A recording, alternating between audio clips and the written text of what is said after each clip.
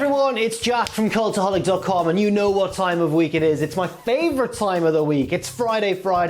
Gotta get down on Friday because it's time to talk about my wrestlers of the week. Double week edition, because I was off last time for my birthday. And because we've got so many, people to get through, I think it's better if we just skip the honourable mentions and get straight to week one. So this is from not this past week of wrestling, but the week before. Let's rattle through these and see who was in my first top 10. Number 10 is Robert Roode. It seems like a long time ago now, but obviously on a recent Raw, Robert Roode came out as the mystery open challenge opponent for Drew McIntyre for that WWE title. Now, of course, Roode didn't win the WWE title. However, I think he did a good job. I think that it was probably the best match we've seen from Roode on the main roster, certainly that I can think of. He had some good ones in NXT, but this was on a different level to a lot of his main roster stuff, which hasn't, let's be fair, been booked that well. But he came back, he had a slightly different look, he had more of a beard, more hair, but he wrestled the same, just in a sort of elevated way. He was given more of a chance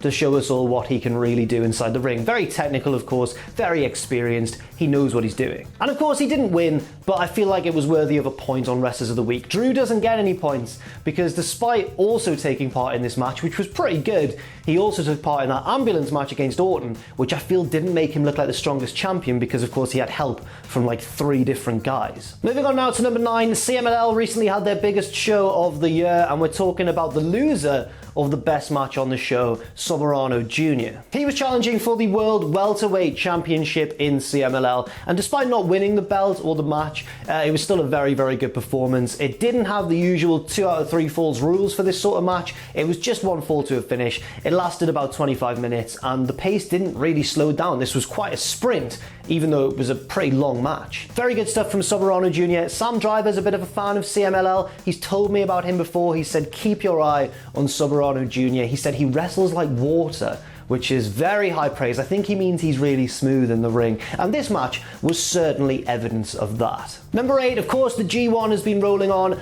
And in fairness, the G1 hasn't really captured our imaginations this year as much as previous G1 Climax tournaments have, I think it's fair to say. But number 8 this week is still one of the men who's put in some good performances, Kota Ibushi. And in week 1 of the 2 weeks we're talking about, Ibushi picked up 2 big victories in the tournament, one of which was very impressive over Tomohiro Ishii, and one of which was less impressive, but still a victory over a dangerous opponent in the form of Jeff Cobb. Once again, this tournament hasn't really been as exhilarating as recent years, and I think that reflects especially poorly on Ibushi, not through any fault of his own, but just because obviously he won the tournament last year, and as the reigning winner of the tournament, you want to see some brilliant performances from him. But across the board, we haven't quite seen as many amazing matches as we're perhaps used to, because we've been really spoiled by New Japan in recent years. But that doesn't mean that Ibushi's matches haven't been very good. The one against Cobb was certainly passable, and the one against Ishii, if you haven't seen it, definitely check it out. It was very, very good stuff, and Ibushi continues to just defy his age. He still looks like he's about 20,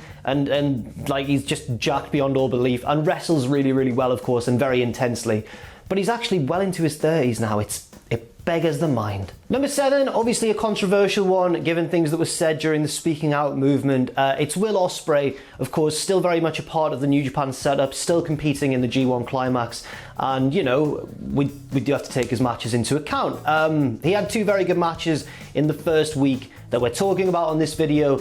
One which he won and one which he lost, and it's the one that he lost that was actually the more impressive of the 2. The match that Ospreay won was against Jay White, who's kind of becoming the arch heel of this tournament. The one that he lost was the superior match, in my opinion, against Shingo Takagi, a rematch, of course, of their Best of the Super Juniors final last year, which Ospreay won, and which was many people's match of the year for 2019.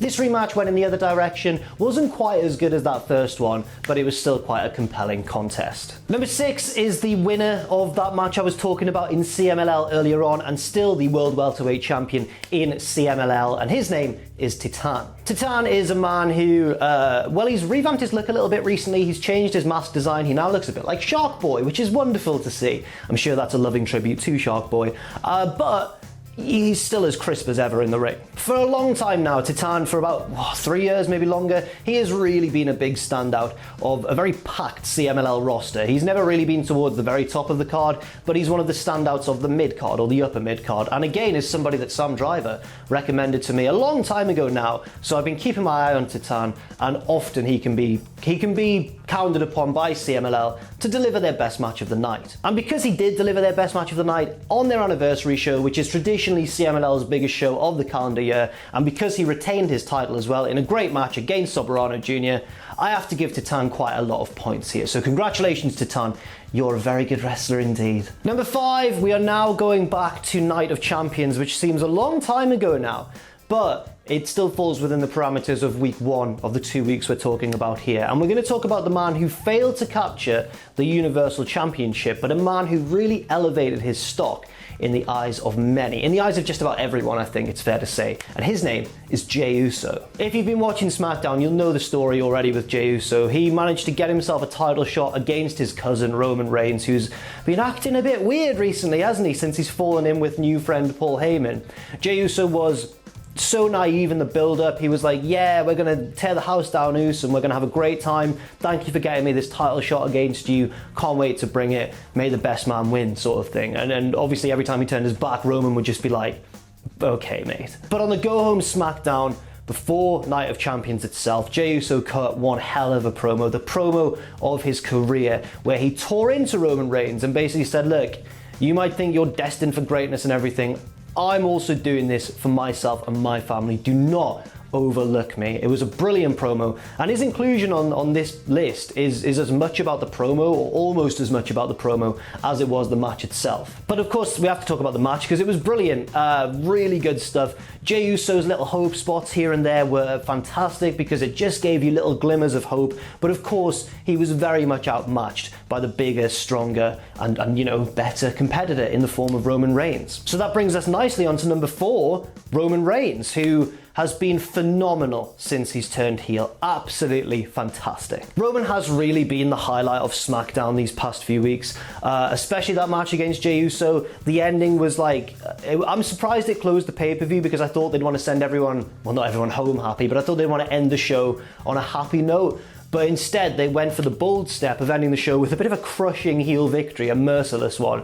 But it was very effective because of that. And it was also effective because of Roman Reigns' performance. I mean, refusing to put Jey Uso away when he had the chance, dragging the match out, trying to force Jey Uso to tell Roman he's the better man and the tribal chief, and Jey valiantly not doing so. And eventually Roman just has to tear him apart. And even the aftermath as well, where Jimmy Uso runs down to protect his brother, and Roman puts on the lei and assumes the role of like, I am the head of the family now, I'm the tribal chief. He came across as so threatening, so dislikable, and it's absolutely brilliant. He is, I mean, he's got to be the best heel in WWE right now. Who would have thought we'd be saying that just a couple of years ago? Number 3, the winner of, in my mind, the best match on that Night of Champions show, and the new, or still, depending on your point of view, Intercontinental Champion, Sami Zayn. Zayn took part in one of the most unique and effective ladder matches I've seen for quite some time, a triple threat ladder match against obviously the legitimate IC champion Jeff Hardy and AJ Styles as well. And I was thinking this will be a decent match. I wasn't expecting it to be as good as it was. And it wasn't even good because, you know, all 3 guys are agile and willing to do crazy spots. It was good because of what happened, the little set piece moments in the match, often involving the use of handcuffs from Sami Zayn. Things really kicked up a notch when he went outside the ring and put the handcuff through Jeff Hardy's expander hole in his ear and then fastened the other end to a tiny ladder, and Jeff had to carry the ladder back to the ring. Meanwhile, in the ring, Zayn then handcuffs Styles to himself to stop him from climbing the ladder, and then handcuffs Styles to the ladder itself to stop him climbing any further, and then scoots around the other side. And while both of his guys are incapacitated, by Sami's own cunning, he manages to pull both belts down in sort of, you know, Razor Ramon fashion and become the new / still Intercontinental Champion. It was a great match and a great performance from Sami, and one which took me totally by surprise because I didn't really back WWE to allow Sami to be as innovative and as clever as we all know he can be. But in fairness, they totally did that, and it totally paid off. Number 2, another one of the G1 Climax's standout performers from the first week of this video.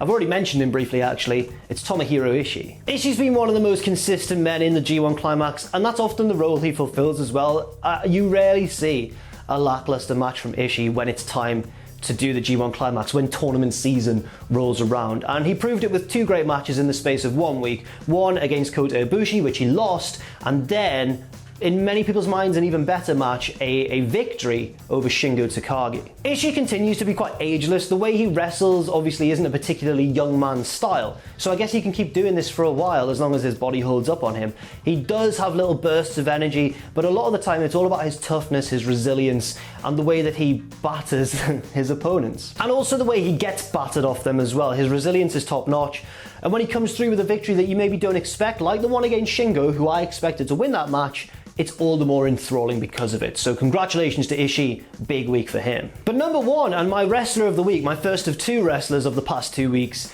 is of course the Dragon himself, LIJ's destroyer, Shingo Takagi. I've already mentioned both of his matches, one against Ospreay, which he won, one against Ishii, which he lost. Both were arguably 2 of the best matches in the tournament so far, and both featured Shingo Takagi, so I had to give him a lot of points. He's obviously, I think, has to be considered in line for a big main event push, maybe off the back of this tournament, maybe next year when fans are back in a proper, like, sort of full attendance, hopefully, if that is the case by then. But I'm just constantly impressed by what he does. I think he's fantastic in the ring. He wrestles in a way a little bit similarly to Ishii, but like a more explosive style, a more fast style, because of, you know, the time he spent in the junior division and the time he spent before New Japan in a more fast-paced environment. But all that combines with his more typical New Japan main eventer's body and look to create something really special. He's a real all-rounder in New Japan, and I hope these great performances continue. So well done, Shingo. You are my wrestler of week 1. Now on to week 2. So week 2 is number 10. We have to start by talking about the opening match of NXT TakeOver 31, which was Damien Priest defending his North American title against Johnny Gargano, who I thought, if I was doing honorable mentions, would certainly be top of that list. But number 10, as it is right now, is Damien Priest. Priest's improvement over the past year has been really spectacular. He's becoming not just, you know, more enjoyable to watch in the ring, but generally more likable as a character. And that's not just down to his babyface turn. That's down to his performances. You can just tell he's a lot more comfortable with what he's doing. And this was possibly his best match in NXT so far, this match against Johnny Gargano. A lot of that was down to Gargano being a top-level elite sort of worker and really helping Priest out, but a lot of that was down to Priest as well. And of course, Priest picked up the victory. It's exactly what you want from the opening of a takeover, high energy, fast paced. Yes, a lot of near falls and kickouts, the things that NXT often in recent years has been criticized for, but because it was the first match we saw on the show and it was really well done,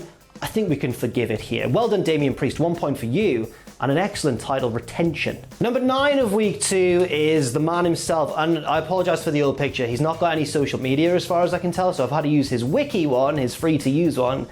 It's Juice Robinson. Now, unfortunately for Juice Robinson, he should be higher on the list than he actually is, but he did lose both of his G1 Climax matches this week. However, in defeat, especially in one of the matches, he was superb. So first he lost against Evil, which was a decent match, nothing wrong with it, but Evil did pick up the win, which didn't look great for Juice, especially heading into his next match against the champion, Tetsuya Naito. But despite facing the champ, the top dog in New Japan at the moment, and despite losing the match, Juice put in a phenomenal performance. Yeah, Juice was absolutely great here. He's obviously as infectious as always. He's recently developed a little bit of a harder edge as well, which you really like to see in the past maybe year or so. And it all came together in this match really nicely. Yes, he couldn't get it done, but I think it bodes well for him in the future. I hope it does anyway, because I'm a big fan. Number 8 for week 2 is the former TNT champion in AEW. It's Mr. Brodie Lee. Yeah, I mean, if anyone hasn't seen that dog collar match on Dynamite, go and watch it instantly because it was fantastic. A lot of controversy emerged, or a lot of reaction online from the result of the match, because Brodie is no longer the champion, which I'll talk about a little bit later on in this video. But I do think that Brodie's performance was an excellent one, as disappointing as maybe defeat was for fans of his. Brodie was at his heelish best here, using John Silver as like a human shield at times, ordering him around, just being generally a big nasty bully, and being a big nasty bully to Cody as well, of course, his opponent.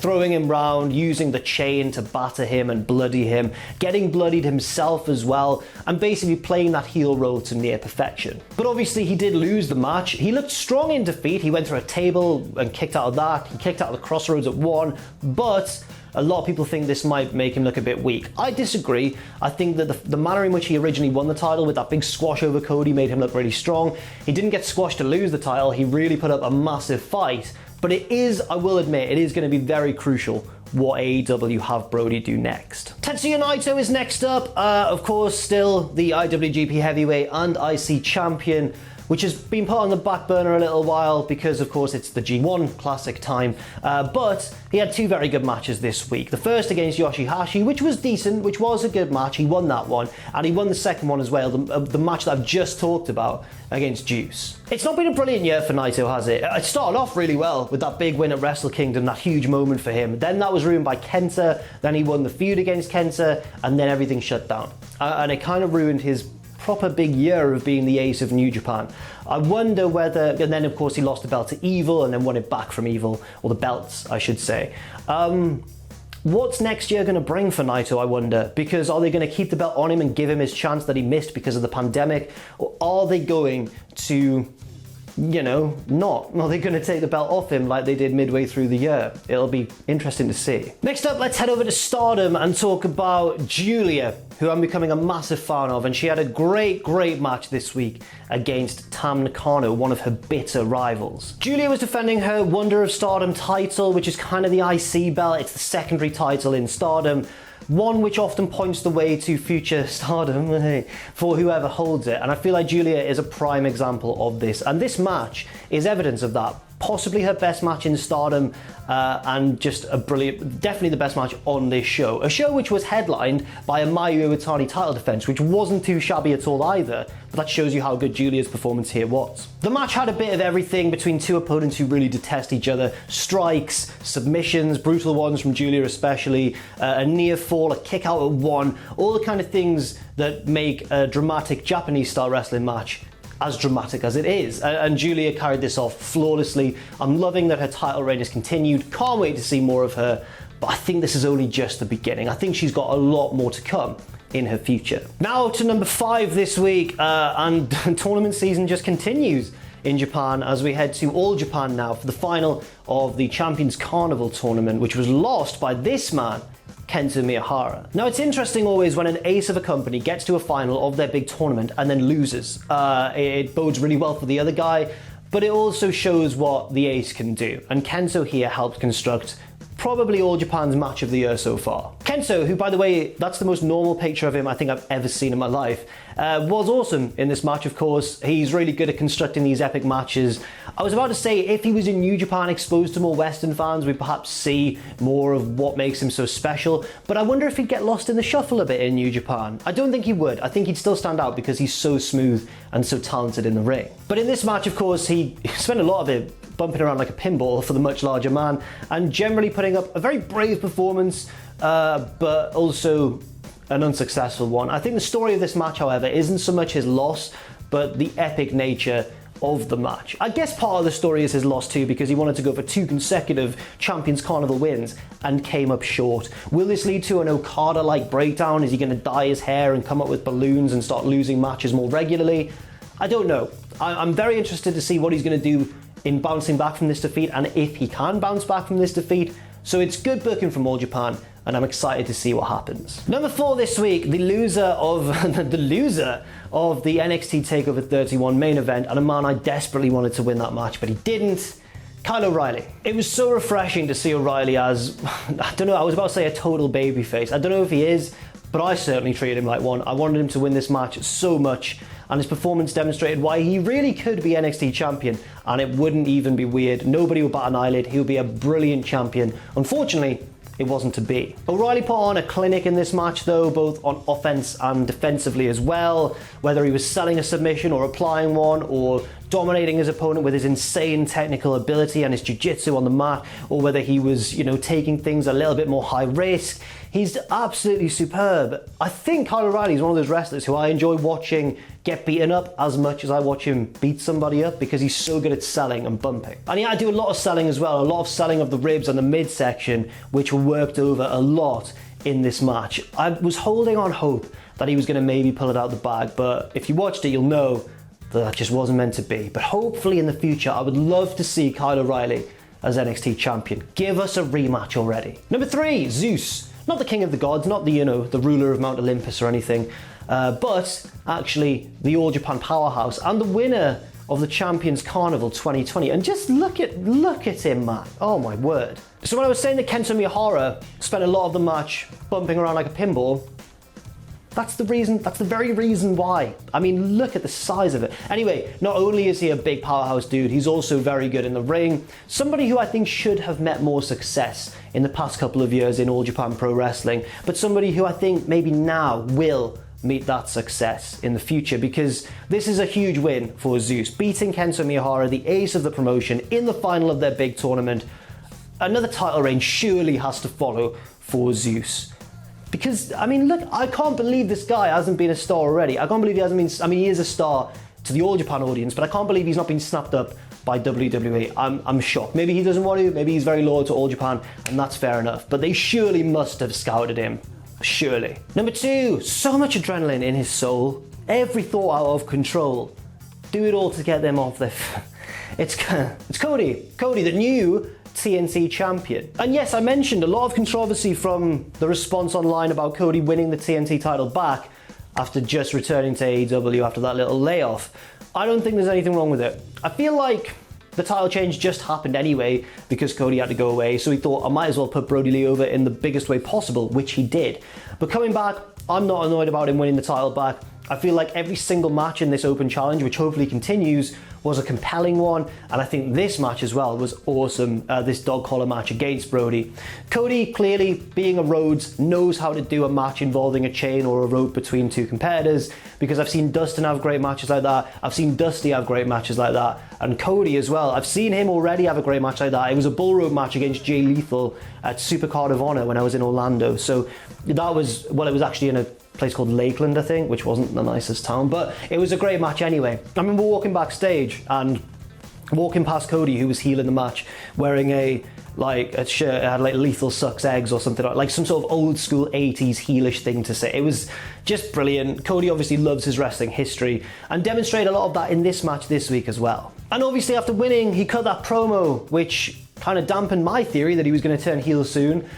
Basically, the opposite of a heel turn promo, kind of a reaffirming his babyface status promo before challenging or accepting the challenge of Orange Cassidy for next week, which should be a very interesting match as well. But for now, maybe just because I'm a huge fan of Cody, but I'm not salty at all about him winning that title back, and I can't wait to see what he does. And finally, number 1, and my wrestler of the week for week 2 of this special 2-part edition, it's got to be Finn Balor, hasn't it? Still the NXT champion, and hopefully he's alright, because he broke his jaw towards the end of the match. The match was, of course, a brilliant one. It did end abruptly, which some reports have indicated was because of the broken jaw, and they had to end it slightly sooner than they would have liked to.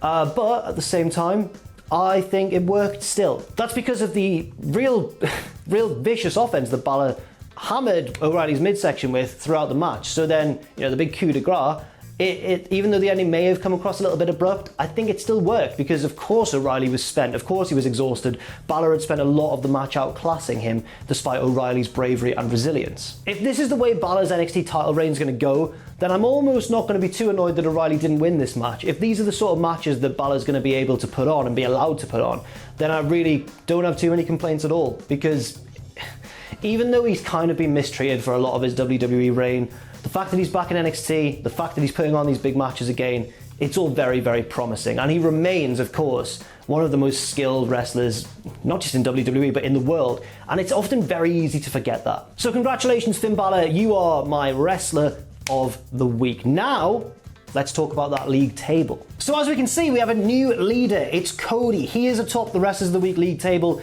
ahead of Jon Moxley in second place, but Moxley has that big match against Lance Archer coming up. Shingo Takagi is up into third, ahead of Kenny Omega, but of course Omega is in that 8-man tournament, so should have some opportunity to pick up some points in the near future. As we head further down, we see that I was wrong last time I did this video, because I said that Mayu Iwatani was the top rated woman on this list. It's actually Asuka, who I missed. And as we go further down, Adam Page, a man who I think could rocket up this table in the future if things go the way I'm expecting them to. So thank you very much for watching this edition of Wrestlers of the Week. I've been Jack from Cultaholic.com. Leave your thoughts and opinions and match recommendations and wrestler recommendations in the comment section down below. Stay safe out there, stay positive, and I'll see you very soon.